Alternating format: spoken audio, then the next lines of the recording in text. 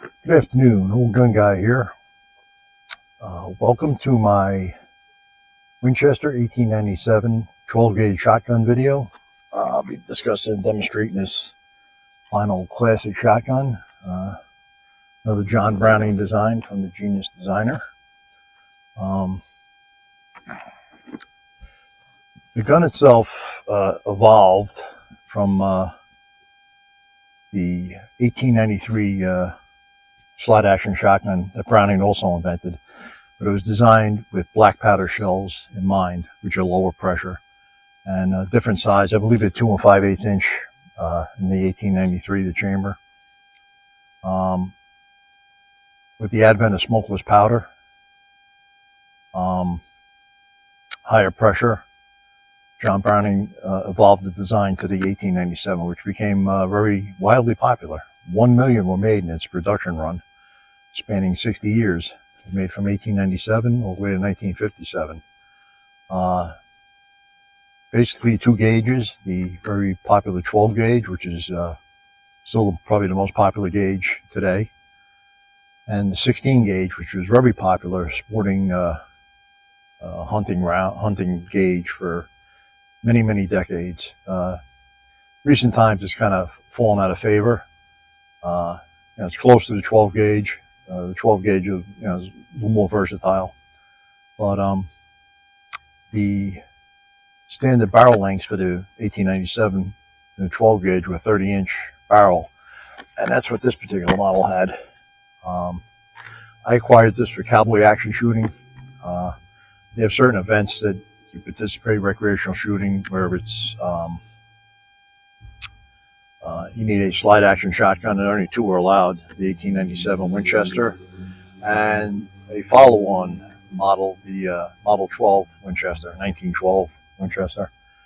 And the wild bunch of events comes from a famous Western, Sam Peckinpah Western, director in 1969 or 70. One of my favorites, actually, with his shotgun. And actually, there's a couple Model 12s in there, too. Were used to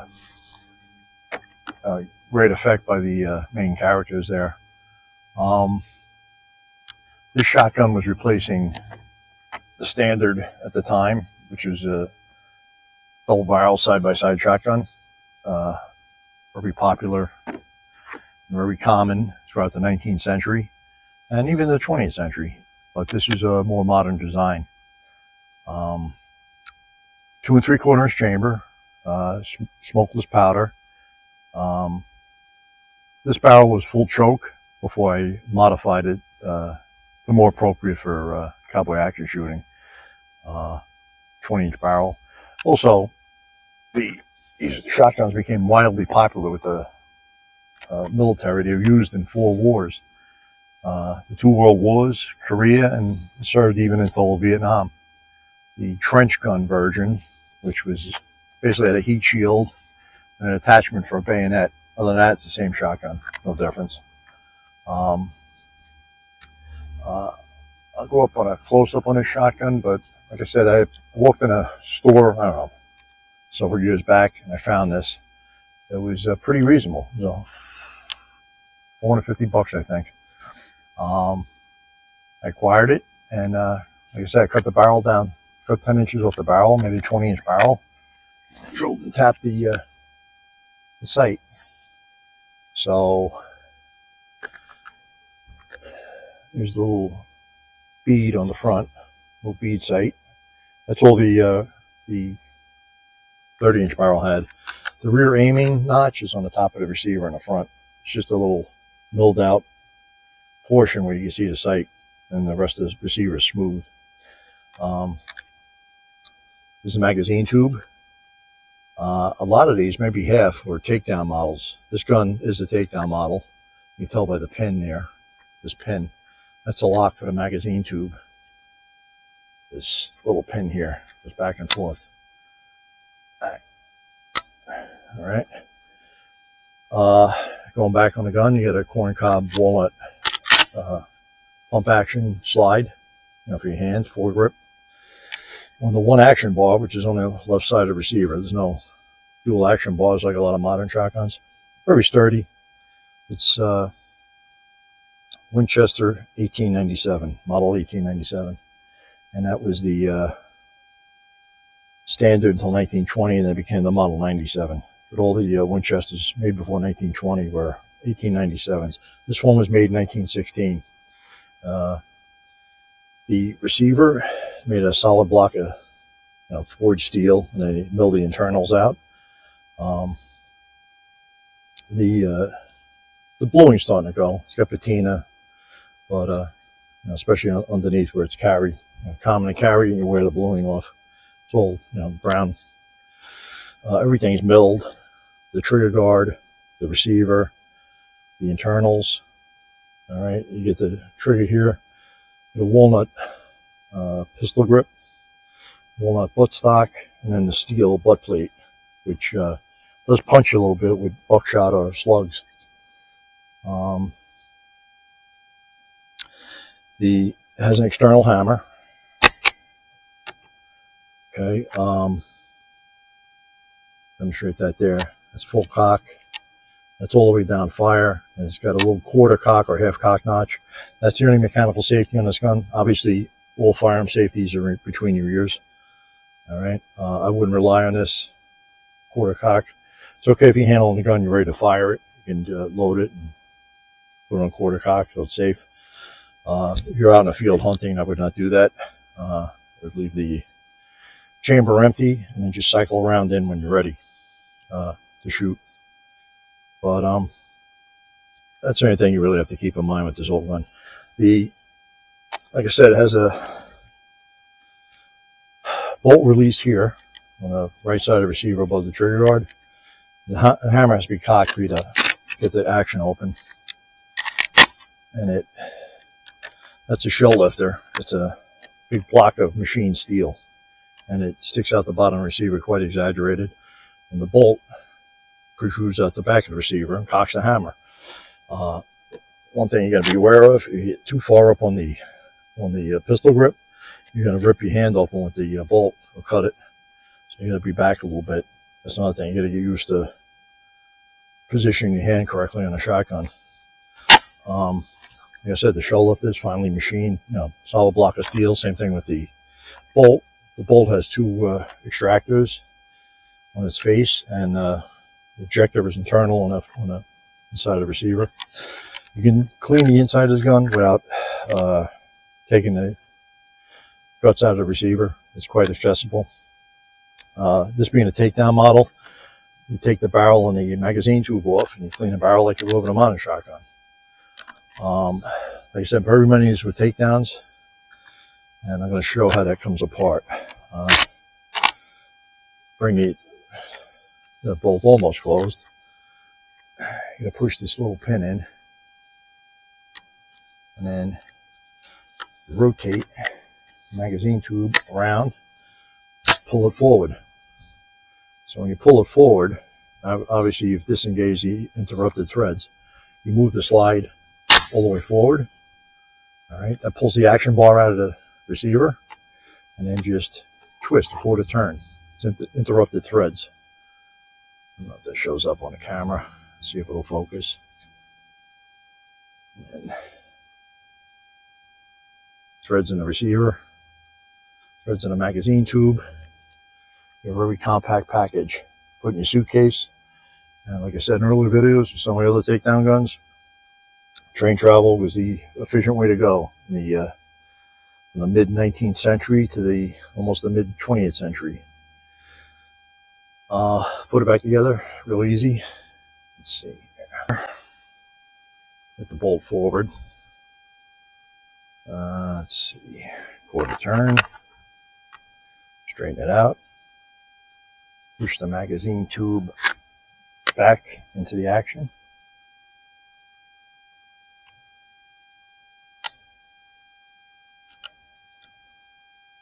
Okay.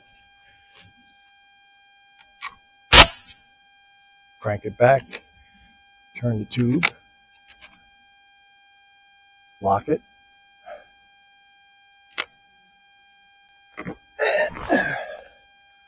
Detent's closed. And that's how to 1897 breaks down.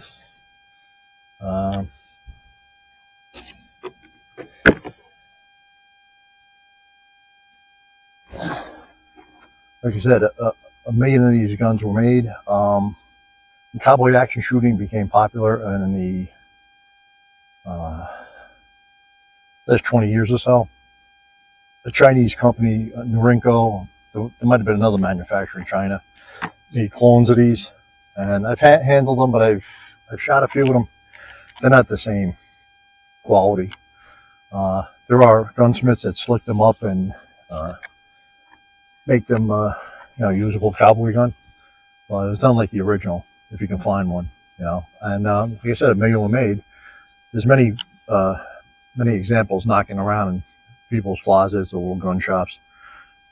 If you should inherit one of these, you got a very fine shotgun, sporting shotgun. The cylinder bore barrel, could you bird hunt with it? Yeah, 20, 25 yards tops. Beyond that, the pattern density would be too spread to reliably take small game. Predators, slugs, buckshot. Shotgun's a very versatile tool. But going to the tests, I'll shoot, like I said, these 3 loads I have here. Federal birdshot.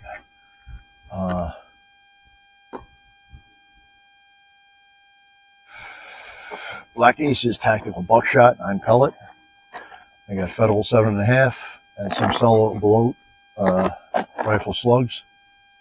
I don't know if I demonstrated the slam fire technique. I got some snap caps here for one in the gun, chamber it, and put a second one in the magazine tube. All right, if I were to pull this trigger, fire the gun, cycle the gun, as I run the slide forward, when it gets all the way, if I keep holding the trigger, there's no disconnector. See the hammer go down. So, there we go. Take out our snap cap.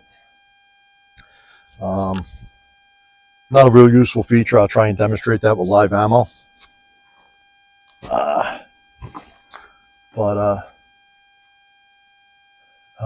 With that, we'll go off to do our shooting demonstrations, and I'll come back in a summary for anything I missed. Let's get to the next demonstration. Okay, I'm here at the 100-yard target. Recycling these targets. This was hit with buckshot from an earlier test. I'm going to shoot 3 slugs, offhand 50 yards. And depending on how they pattern on this, I'll then go back to 100 yards. But first up is 50. I'll zoom in on the target, and we'll go shoot it.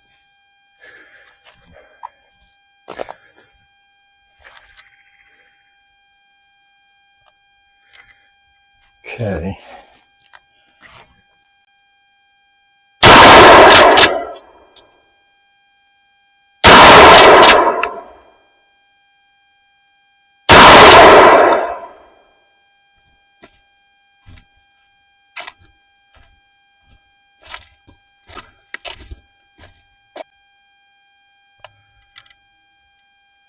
Okay. I was doing like a 6 o'clock hold. I guess I pulled them to the right. But I guess they're 3 inches apart. I'm going to run back to 100 and try it off the bench. Same thing, 3 slugs. We'll see how they print.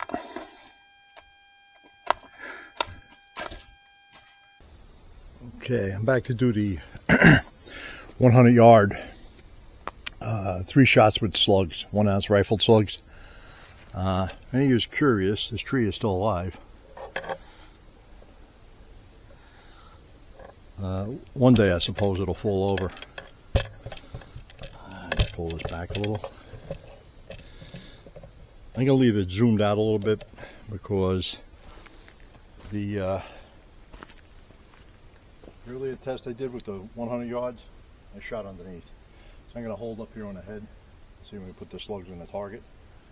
Go back. I'm using this camera as internal microphone. The other one with the remote mic, it's good for about 50 yards and it cuts off.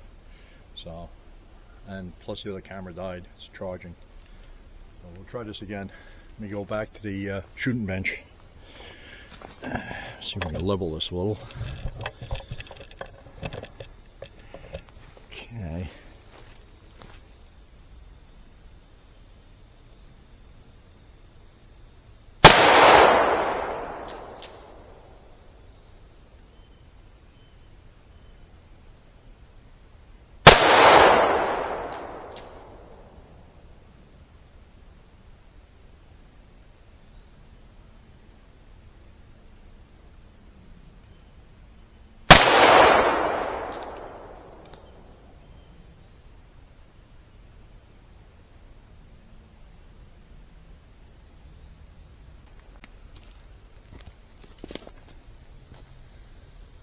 Okay. That's all right.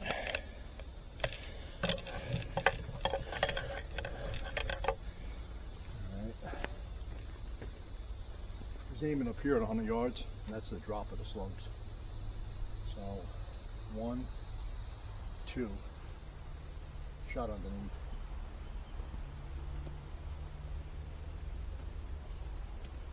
That's really kind of stretching the slugs with a bead sight. Yeah, it dropped in a good 1.5 feet at 100. But 50, 0 to 50, be on the money. Maybe even a little bit further. On to the next demo. Gonna do a little comparative energy test. I didn't feel like digging out the 223, so I'm just going to shoot it with the 9mm. I got a Glock 19 on me.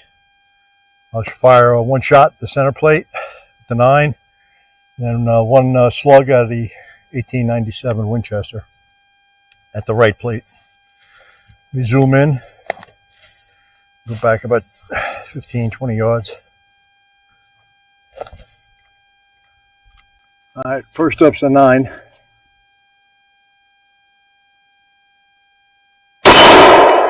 And that's the 9.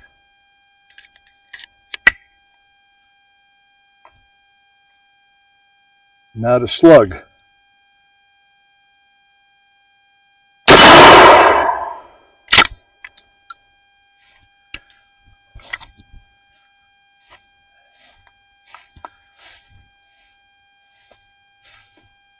See, there's a whole lot more energy there. Okay, on to the next little demo.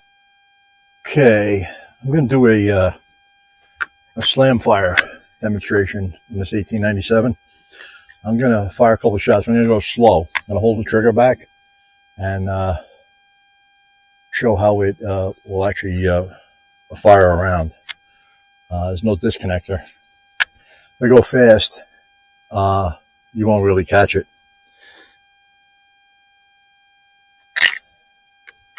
One in a tube. I got 2 more in the gun. I'm gonna fire it off the hip here so I can watch the camera. I got both cameras running. See how this comes out.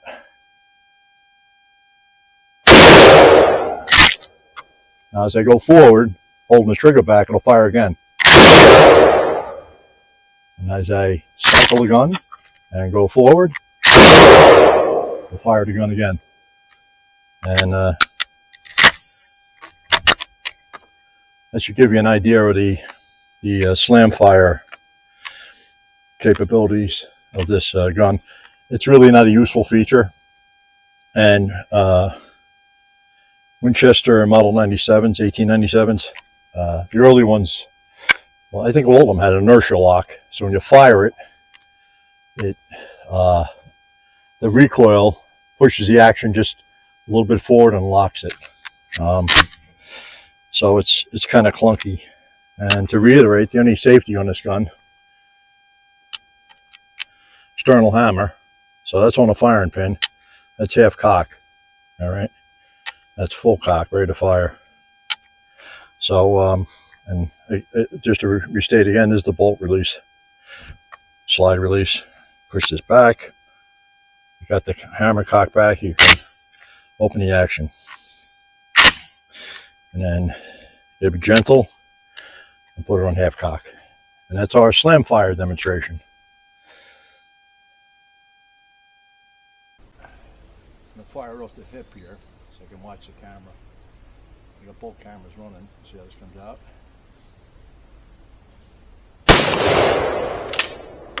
Now as I go forward, holding the trigger back, it'll fire again. And as I cycle the gun and go forward, fire the gun again. And that should give you an idea of the... Okay, I'm going to do my terminal effects test. My latest shotgun video was the Stevens 520. I used buckshot. This time I'm going to use a 1 ounce Foster type slug. Close up of that is cellular below. The Stevens didn't like this round. 1897 Winchester seems to chamber just fine. Foster slug, you see the shallow rifling there.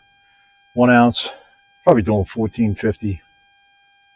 And then chronograph it. I'm not going to chronograph shotgun loads. Not with my type of chronograph, too much danger of damaging it. I got 1, 2, 3, 4, 5, 6 jugs of water. I got 3/4 inch piece of ply between the first jug and the second. Another 3/4 inch piece of ply. These have been shot before. I got them on clean pieces of plywood. Another 3/4 inch piece of ply. Another partial 3/4 inch ply and a 1 inch pine board. Another piece of thin plywood back there. I don't know if I'll capture the slug. I got the camera back pretty far because the slugs are very energetic with the water. But we'll see. If we get lucky, we might capture a slug, or see what kind of damage it does. So I'm gonna put my ears on, and we'll take the shot. I'll zoom in on the water. And this is good, back a good 10 yards. All right.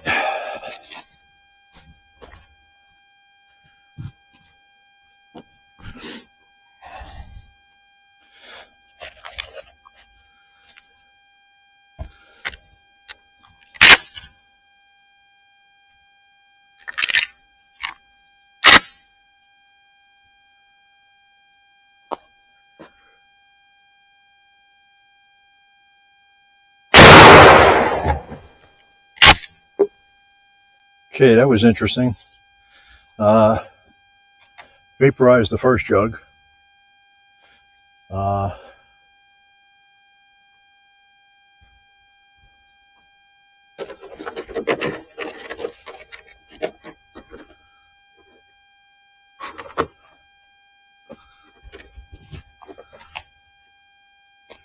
Ripped the second jug apart. Trying to find the entrance. Somewhere in there. I think this was just concussion. It split these jugs. Didn't recover the projectile. I think I'm going to try it one more time. I got a piece of 2x8 I'm going to put behind the first jug and see where the slug goes. There's no impacts I can find on the plywood. It's very strange. So let's try this again. Okay, take 2. I'm going to try this again. Terminal effects test. 6 inches of water. I got a 2x8 behind the 6 inches of water. Another 6 inches of water, 3/4 inch plywood. Another 6 inches of water, another 3/4 inch piece of ply, and a couple of half-gallon water jugs. 1 ounce S&B Forster type slug, and I'll zoom in on the target, and we'll see if we can capture the slug.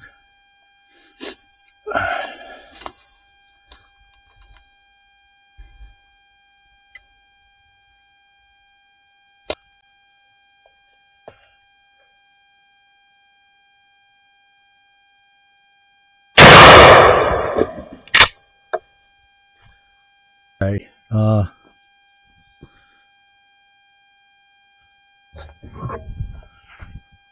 Very unimpressive.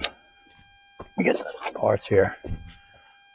Entered and blew the first water jug to smithereens. Slugged it, nothing but put a little dent on this 2x8. That's all it did. And that's all I found. A little piece, I don't know, the nose, it's folded. But just a little chunk of the slug was laying on the ground. The other water jug that split was just the board being pushed back and smashing the water jug and, ripping it. That's all. The energy deposited. And the other water jugs were just knocked off the table. None of them have damage. None of the plywood has damage. So 2 slugs, same result. Basically in the same test. So on to the next thing. All right, I got 2 targets for my firing point. One's 10 yards, one's 20 yards. I'm going to load this 1897 with 6 shots. 1 in the chamber and 5 in the magazine. And I'm going to cycle back and forth between the 10 and the 20 yard target as quickly as I can. Got 2 cameras running. So the other one will be focused on the gun cycling. And this will be an overall view. Let me just put this on the targets. The overall scene. And put my ears on. Okay, make sure I'm in the frame here. And the targets are spread quite a bit apart. So this will come across. One of the pipe, half cock. 1, 2, 3,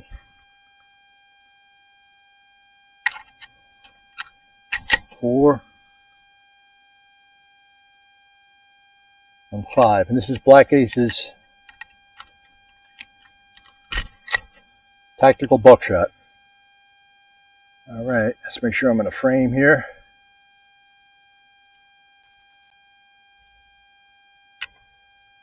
All right, here you go.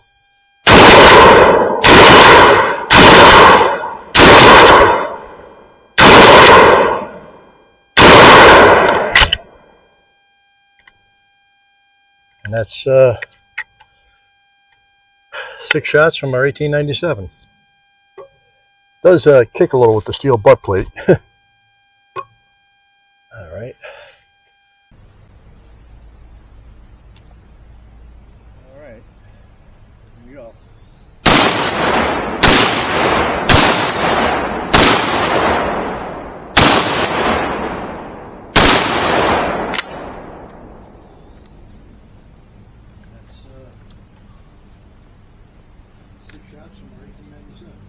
Doing my little car door demonstration. Got a F-350 pickup truck door there. 9 pellet, Black Aces, 2 3/4 inch tactical 00 buck. 1 shot. Got a little bad guy hiding behind the door. The other camera's on the door. Put my ears on and then get to it.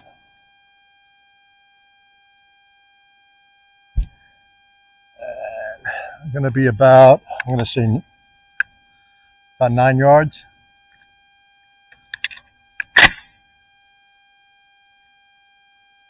You know what? Move this back just a little bit more.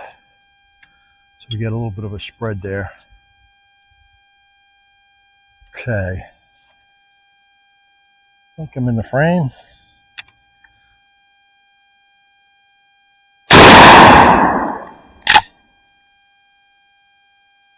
And all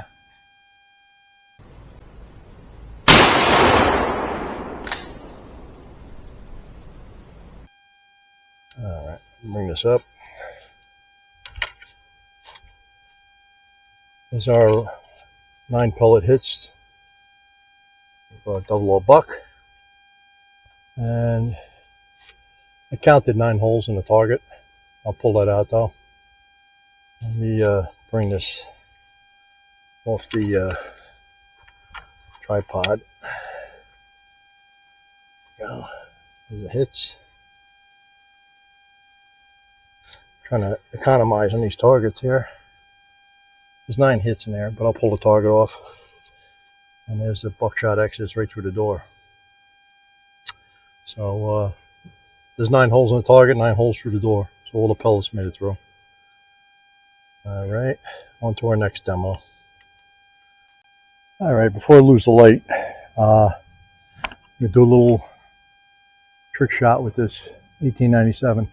I got a coffee can filled with water and a empty refrigerant can, a little 12-ounce refrigerant can on top of it. I'm gonna fire 2 shots, one into the coffee can, hopefully launch the refrigerant can, and then hit the refrigerant can. Put my ears on, and let's see if we can pull this off.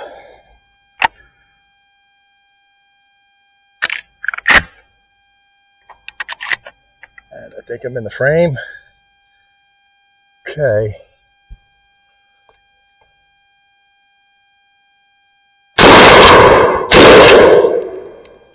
I think I got the can. I'm gonna have to go retrieve it. So let me pause this and we'll get the...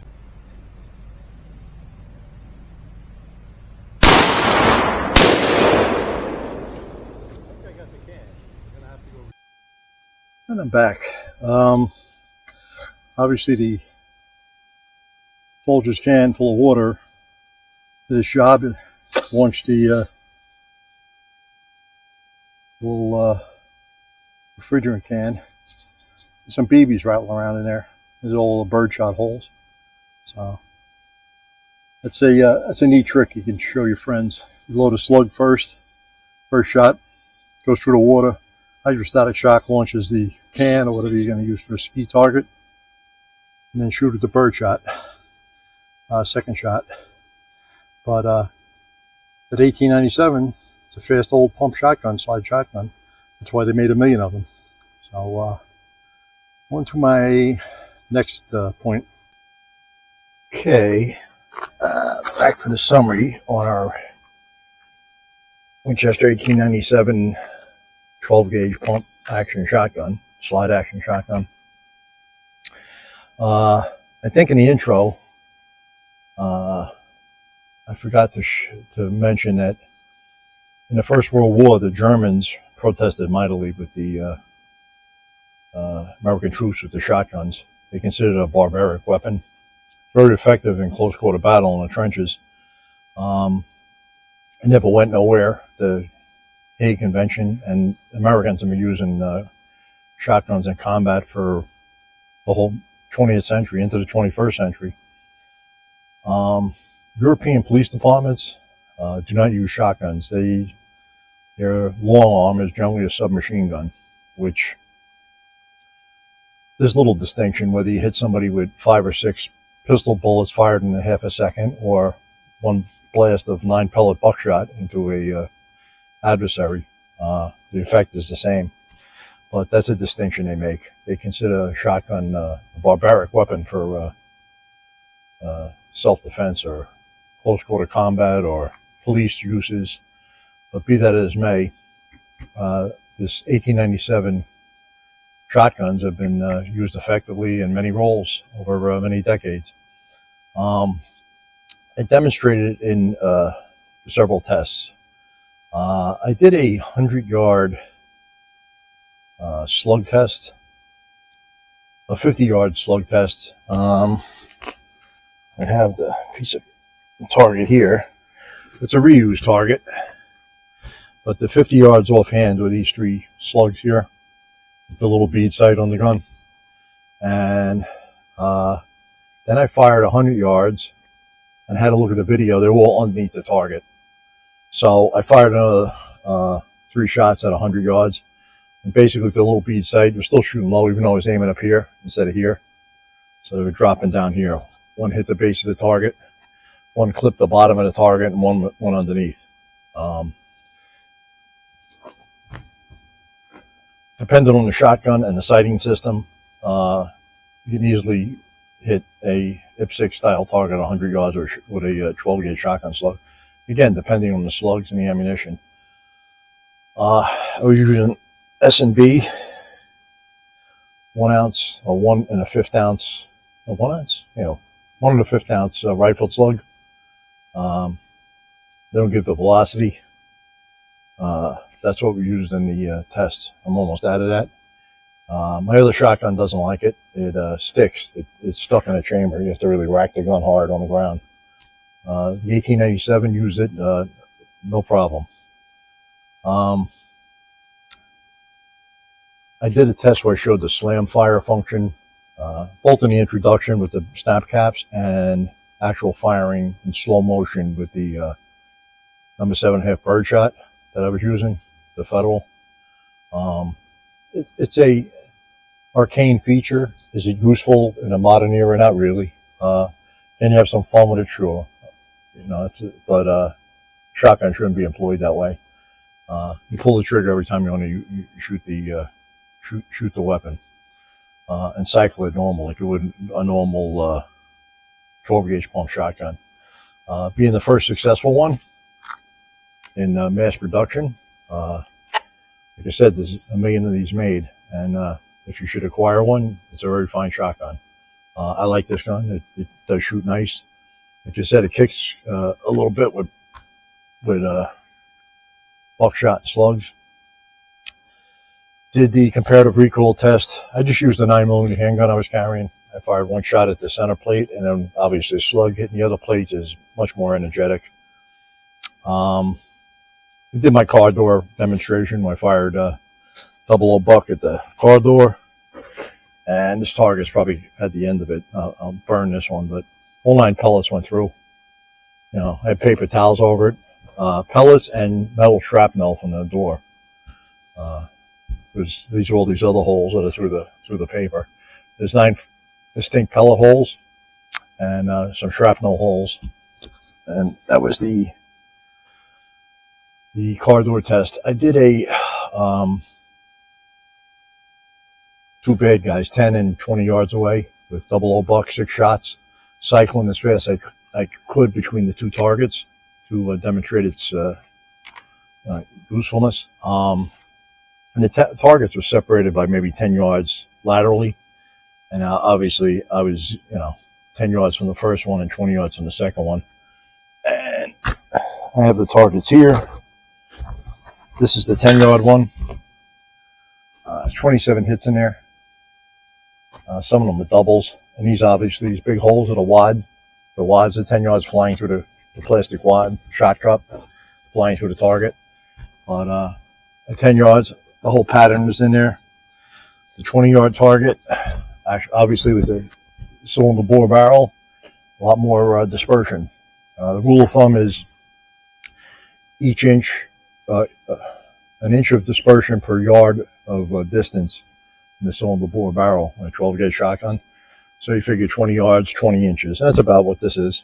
22 pellets struck the target, and 5 went off into space somewhere.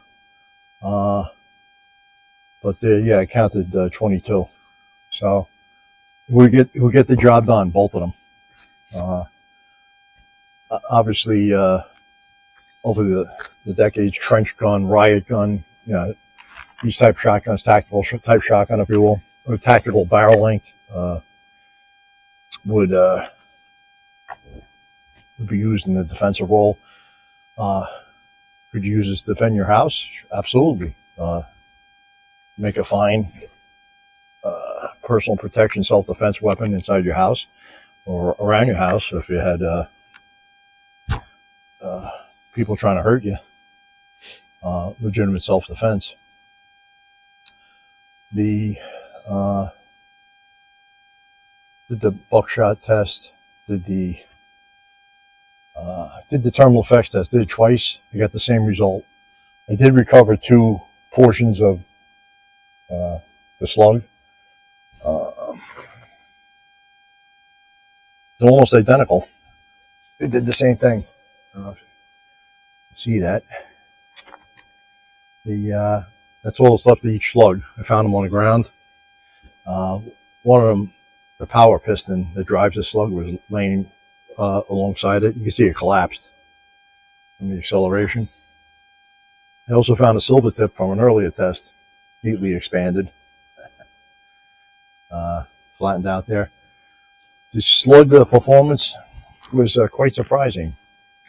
I had 6 inches of water, 3/4 inch piece of plywood, 6 inches of water, 3/4 inch piece of plywood. The 3/4 inch piece of plywood is an analog for heavy bone.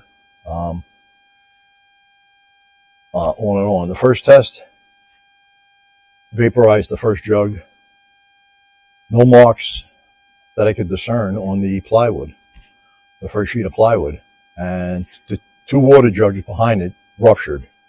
But the rupturing was caused by the shock effect of the, I guess the slug pushing the plywood against the 2 water jugs and just split them and knocked everything off the table. So I repeated the test, and I put a piece of 2x8 pressure treated that was unmarked behind the first water jug, and same effect. Blew the water jug up, knocked the water jug immediately behind the 2x8 split, I guess just from the shock of the board, compressing it. There was a little dent in the 2x8. So the slug really just went through 6 inches of water and expended all of its energy there. Some people like to, claim, carry slugs for a large bear if you're in the wilderness. Seeing that performance with that slug, I would not, that would not be my first choice for defense against bear. Yes, they'll deliver a devastating, energy blow in the first 6 or 7 inches of flesh, but bears are very large bone, thick skinned animals, and especially the ones out west and up north. In my police career, I've seen people shot with shotgun slugs on 2 occasions. They were fatal. They were homicides. Does a lot of damage. I personally shot deer with slugs, and a lot of, does the job. With obviously a gun optimized to shoot rifled slugs. This is not pleasant to shoot rifled slugs at it with the steel butt plate, but it is suffice. Did the little skeet shooting test. I shot I thought I had a slug in the gun. I didn't. I had buckshot. You see the pellet holes in the can. And if I had a slug, you get a more energetic launching of the skeet target you use. In that case, I used an empty refrigerant can for air conditioning, automotive air conditioning. The buckshot launched the can, but not as high as it would with the slug. And the reason for that is the higher it goes, the more time you get to react to hit it. But I hit it, it went up about, 25 feet or so, or 20 feet, and I caught it. There's all the pellets are rattling around in there, and pellet holes, and some are just dents because it's bird shot.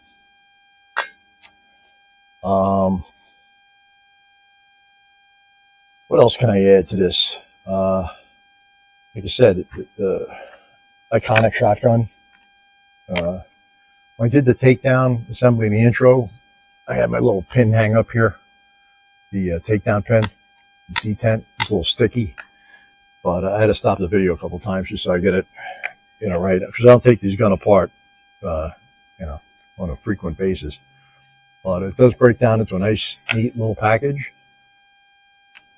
And they're extremely well made. And to maintain them, you really don't have to pull the receiver apart. The receiver is very, I have pulled this apart, pulled the bolt apart, pulled the shell lifter apart, taking all the parts out of the receiver. It's quite involved and requires a lot of attention to detail and to get it right.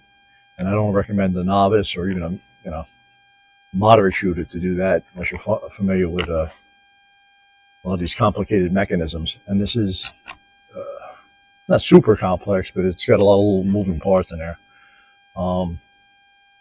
Like I said, made in a different era, a different time, and by a very brilliant designer. It works very well. It shoots without fail, never hangs up, never jams. I've never had a jam with it. The times I've been shooting it, I mostly shoot birdshot out of it. If I'm shooting a match, that's all we shoot, as opposed to buckshot. I haven't never fired slugs out of this gun until today, so that was interesting. Like I said, little bead sight. It's not optimized for shooting slugs. If you had a nice aperture, rifle sights on a slug gun, yes, you can get a pretty decent pattern at 100 yards with rifle slugs, extending the useful range of the shotgun. But this one here, fully capable from 0 to 50 or 60 yards with slugs, and say 25 yards max with buckshot, and then birdshot too, 20, 25 yards, because you got no choke on the barrel. Could I have this barrel threaded and have removable chokes put in? Sure, I could do that, but why would I? I use it recreationally and not to hunt. I have, shotguns I hunt with. With that, I'm going to end this video. I think the next video I'll do a hunt rifle, maybe of a caliber, not a run of the mill caliber. So when I get some time, I'll do that. I film these in segments, so and sometimes out of order. So when I put them together, I edit them. So I do the intro one day, or for the summary a different day, and the shooting a different day, or some of the shooting is a different day. Just want to get a little bit of time, for the chores. With that, if you like the content, like and share or subscribe. And this old gun guy signing off. Have a good evening.